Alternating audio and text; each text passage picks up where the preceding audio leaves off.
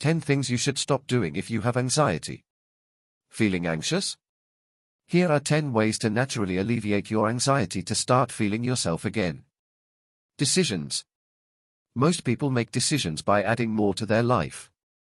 I must do this. I must do that.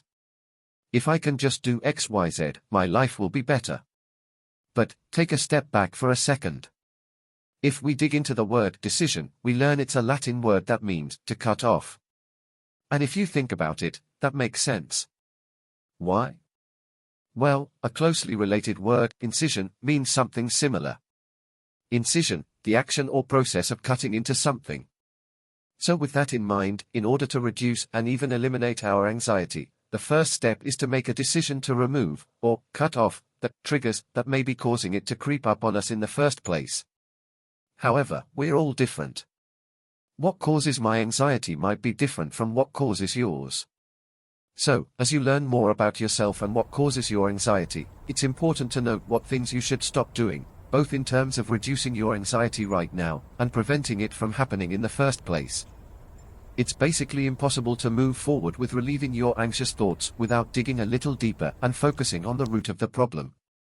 10 things you should stop doing if you have anxiety. As you learn more about yourself and what causes your anxiety, it's important to note what things you should stop doing when you're feeling anxious. These certain things contribute to your anxiety and weigh you down. It's basically impossible to move forward with relieving your anxious thoughts without digging a little deeper and focusing on the root of the problem. 10 things you should stop doing if you have anxiety. It starts with realizing the bad habits you've become accustomed to and changing them. We all have our own ways of thinking and triggers that make us anxious. Here are some of the most common things that people do that make their anxiety worse and how you can start putting an end to them today. 1. Avoidance. If you get anything from this video, please try to remember this: avoiding things that make you anxious will only result in you feeling more anxious. In short, stop avoiding what's right in front of you.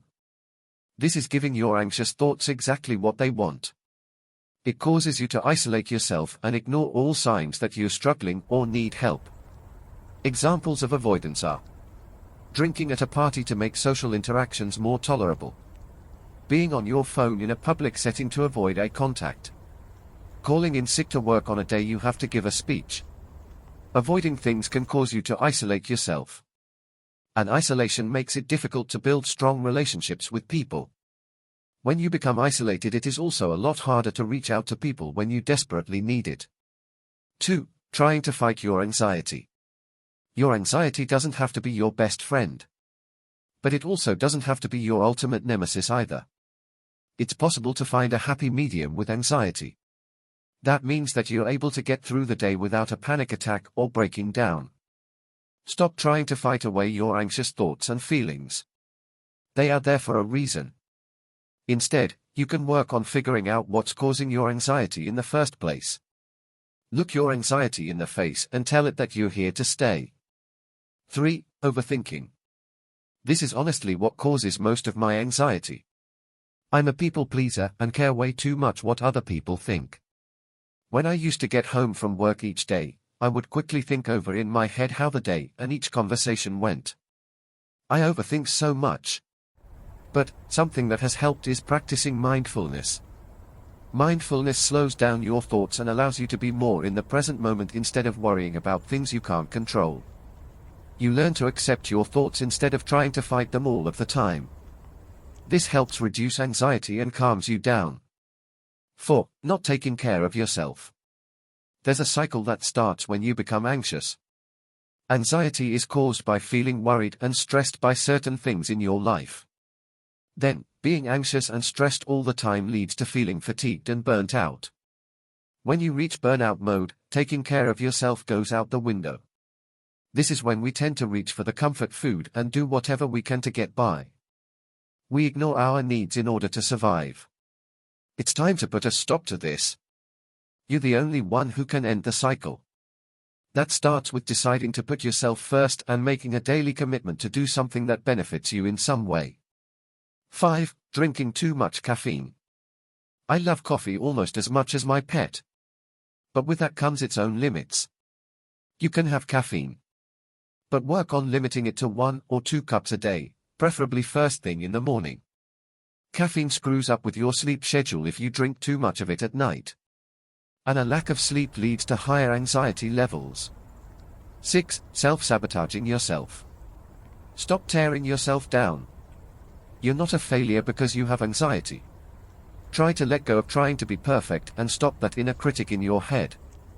Anytime you hear a negative voice in your head saying you're not good enough, counteract it. For every bad thought you have about yourself, make it a challenge to find something good about yourself. Try to even out the playing field a little bit. 7. Drinking alcohol. Drinking should be an occasional thing, like for birthdays or holidays. This is especially true if you're currently taking antidepressants to help with your anxiety. Alcohol lowers your serotonin level.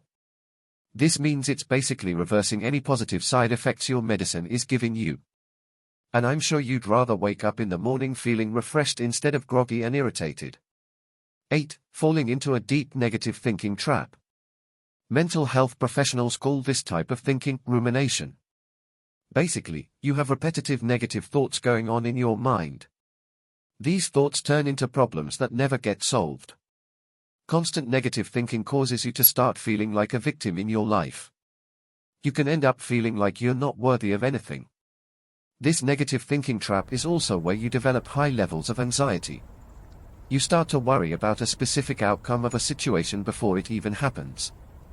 Rumination is a difficult thing to overcome, so don't expect it to happen overnight. Talking to a therapist or a professional can help you walk through these thoughts and finally move forward. 9. Black or white thinking. It's either all or nothing, there's no in-between. Well, when you have anxiety there has to be an in-between. Black or white thinking leads to procrastination. It makes you feel like everything has to be perfect or else it's not worth trying. Try to work on finding the gray colors throughout your day. Try to lower your expectations. This doesn't mean you have to settle for less, it just means you won't get disappointed so easily. If you have a test coming up that you need to get an A on, work on expecting a B. Or if you hate change in your life, accepting the fact that change will happen is a gray area. Letting go of black and white thinking means you are learning to accept things the way that they are, without feeling disappointed in the process. 10. Assuming. Assumptions hurt everyone involved. When you assume your boyfriend wants to take you out to dinner, but he assumes you'll cook dinner at home, a fight is getting ready to boil. The main way you can get rid of assuming is by communicating better. If you think a coworker is upset with you, be upfront and ask them. Or if you assume your boyfriend is taking you out to dinner, shoot him a quick text to double-check. Lastly, if you do jump to conclusions, forgive yourself and everyone involved. It's so easy to get frustrated and blow up on somebody because you assumed something different in your head. Take a few deep breaths and recognize what went wrong, then focus on moving forward. This will help reduce anxiety levels. Moving forward. When it comes to changing your negative thoughts, avoidance, or assuming things, these habits are difficult to change. Typically, these habits were formed long ago, when you were a kid. Based on how others treated you, you started to believe certain things about yourself. My point is that it won't be easy to change old habits, but you definitely can do it. I just want you to be patient with yourself and realize that improving your mental health is a lifestyle change. It won't instantly happen, but the more work you put into it, the less anxious you will feel and the happier you will become. Thanks for watching, and don't forget to subscribe for more updates.